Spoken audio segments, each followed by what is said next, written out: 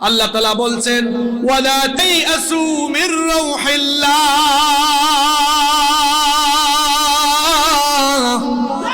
আল্লাহর রহমত থেকে নিরাশ হয়ে যেও না। ইন্নাহু লা ইয়াসু মির রাউহিল্লাহি ইল্লাল কওমুল কাফিরুন, কাফির ছাড়া অন্য কেউ আল্লাহর রহমত থেকে নিরাশ হয় না। আল্লাহর রহমতের আশা করতে হবে, হোক না সেটা ইমানি আন্দোলনে, হোক না সেটা জীবনের যে কোনো ক্ষেত্রে, জীবনের সকল ক্ষেত্রে দৃঢ় থাকতে হবে, ইস্তেকামত থাকতে হবে। ইমান এত সহজ বিষয় নয়। এই যে কিছুক্ষণ আগে ফেরাউনের কথা বললাম, মুসা নবীকে আল্লাহ নবুয়ত দিয়ে বলেছিলেন ইযহাব ইলা ফিরআউনা ইন্নাহু তাগা, ফেরাউনের কাছে যাও কারণ সে সীমা লঙ্ঘনকারী।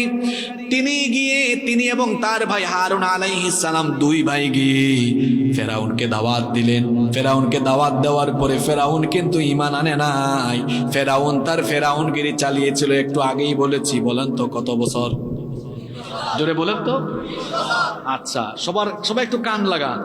ফেরাউন যেদিন প্রথমেই দাওয়াত প্রত্যাখ্যান করলো, আল্লাহ তাআলা কি চাইলে ওই দিনই ফেরাউনকে শেষ করে দিতে পারতেন না? তো আল্লাহ 20 বছর তারে আরো বাঁচাইয়া রাখলেন কেন? পরবর্তীতে 20 বছরে আরো হাজার হাজার ইমানদারদের উপরে জুলুম করেছে, নির্যাতন করেছে, কত ইমানদারদেরকে মেরে ফেলেছে। এই সুযোগটা আল্লাহ তাকে দিলেন কেন? আমরা অনেক সময় হতাশ হয়ে যায় পৃথিবীর মুসলমানরা, যে চতুর্দিকে এত ফেরাউন, আল্লাহ এত মানুষকে ধরে, এদেরকে ধরে না কেন? আল্লাহ ধরে না কেন? এর কারণ আছে। এই যে এই ফেরাউনকে মুসা নবী দাওয়াত দিলেন, 20 বছর সে তার ফেরাউনগিরি চালিয়ে গেল। আল্লাহ সাথে সাথে ধরলেন না, অনেক বছর পরে ধরলেন। কেন অনেক বছর পরে ধরলেন? এর কারণ হলো দুইটা। জোরে বলেন কয়টা? এই দুইটা মুখস্থ রাখবেন পয়েন্ট, আমি কোরআন থেকে বলবো। কয়টা কারণ? 1 নাম্বার কারণ, ফেরাউনি ক্যারেক্টার যদি না থাকে তো খাঁটি ইমানদারকে আপনি চিনবেন কেমনে? খাঁটি ইমানদারকে চিনার জন্য ফেরাউনি ক্যারেক্টার দরকার।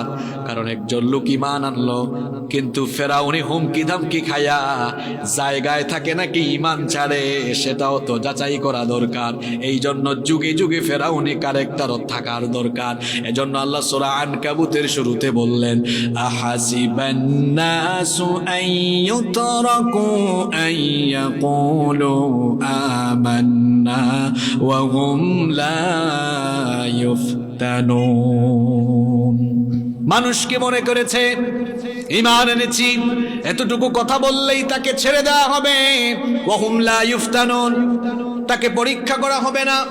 ওয়ালাকাদ ফাতান্নাল্লাযীনা মিন ক্বাবলিহিম ফালায়া'লামান্নাল্লাহুল্লাযীনা সাদাকু ওয়া লায়া'লামান্নাল কাযিবিন। অথচ তাদের পূর্ববর্তী সকলকেই ইমানের পরীক্ষা দিতে হয়েছে, যাতে করে বের করে নেওয়া যায়, যাচাই করে নেওয়া যায় ইমানের দাবিতে কারা সত্যবাদী আর কারা মিথ্যাবাদী। ইমানের ঘোষণা দিয়ে আপনি জান্নাতে যেতে পারবেন না।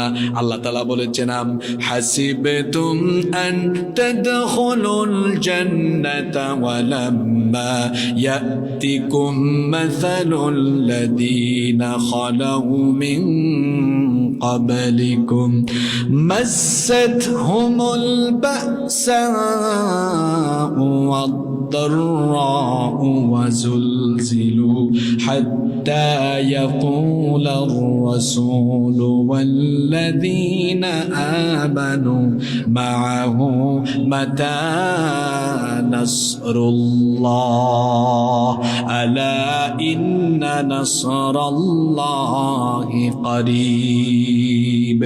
আল্লাহ তাআলা বলছেন, মানুষ কি ধারণা করেছে এমনি এমনি জান্নাতে চলে যাবে, তাদেরকে পরীক্ষা করা হবে না, এটা কি মানুষ মনে করেছে নাকি?